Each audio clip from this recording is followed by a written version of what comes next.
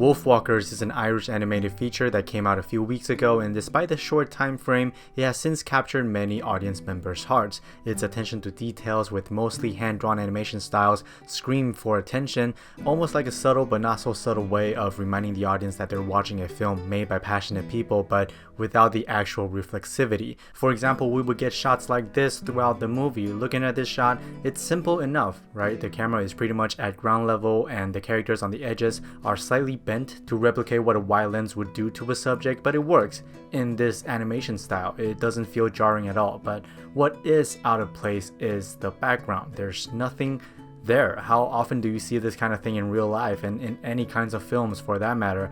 There's no extra townspeople, there's no trees, there's no clouds, and there's no background. Instead, we would get this splash of color that resembles watercoloring that attracts us to the main subject. It was directed by the same guy who made The Breadwinner, Song of the Sea, and The Secret of Kells, and the style is almost instantly recognizable. Comparing The Breadwinner with this one, Wolfwalkers is just on a whole other level. There's more details, there's more emotions, there's more passion, and in my opinion, the way of which the filmmakers achieved this is through the design of the film itself. So I want to break down three major elements in the visual design of the film and how it helped tell the story in a way that the audience might not be aware of, but subconsciously the film utilized these tools as an advantage to emphasize emotion, tension, and structure. Rated M for mild spoiler from images, I guess.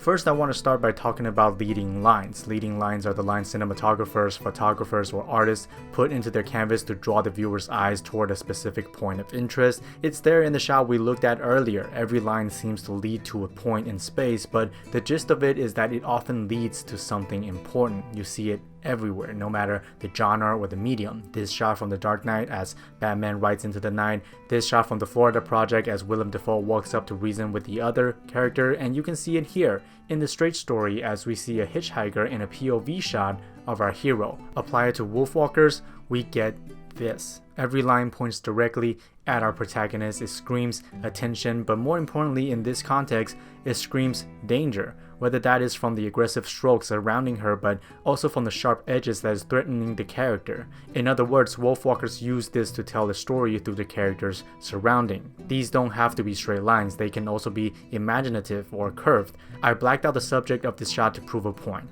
Where do you think the character is walking towards? From right to left or from left to right? Seems pretty obvious, right? It's from left to right.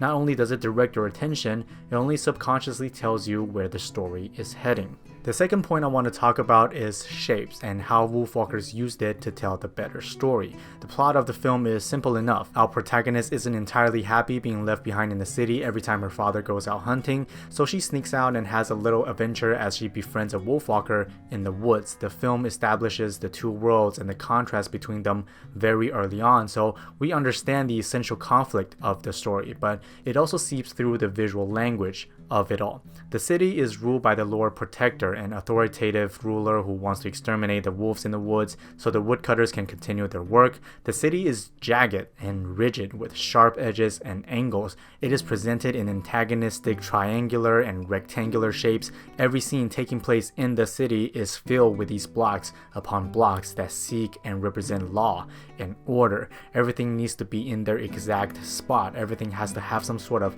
pattern, and everything needs to have some sort of symmetry. The cage locking these characters in are blatantly composed of triangles and rectangles. Characters feel conform as they often line up with the production design. It is extremely hostile.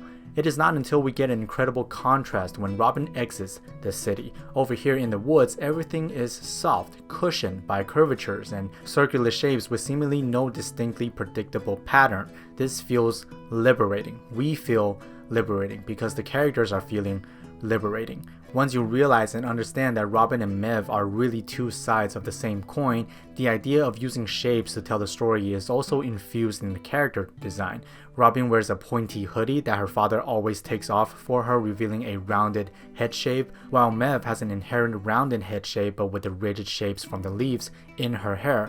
And for the fun of it, they're often wearing clothes in the same color. When it comes to creating depth in this film, the filmmaker separates the two worlds very distinctively. The city is flat and the woods is deep. So how did the filmmakers create contrast between the two on a two-dimensional surface? I think it has to do with how the shots are framed and the three elements that create depth in the first place. First, the framing.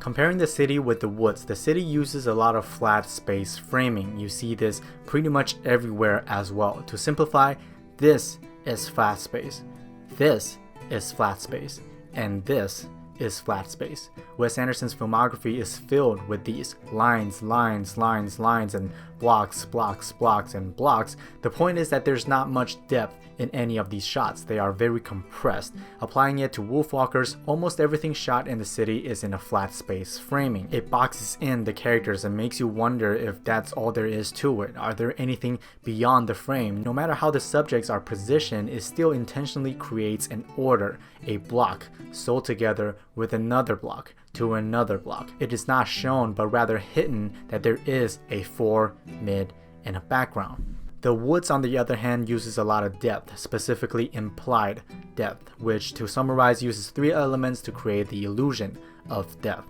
Comparing a shot from the city and a shot from the woods, let's go over the three elements one by one. I picked these two shots because I think they illustrate the point quite well. In the city image, you can pick any point, fore, mid, and background each. Their brightness would be very similar. The foreground is just as bright as the midground, and the midground is just as bright as the background. Looking at the woods image, it's really clear we have a foreground. As you can see in the dark shadows and the extremely contrasting highlights over here, comparing that to the shadow and highlights in the midground and background, you can see that it fades. It's not at the same value. Space in this case is more about size changes and aerial diffusion. Aerial diffusion is the phenomenon in which the object further away from us would lose details and textures. This is a great example of aerial diffusion. Size changes is the idea that the object that is closer to the camera will appear bigger and vice versa. In the first image, there's not much there. Everything seems to be in scale, everything looks about the same size, but the second image shows you the size change of the arch. We start quite big in the front and then we slowly become smaller and smaller as it moves further away from us until it disappears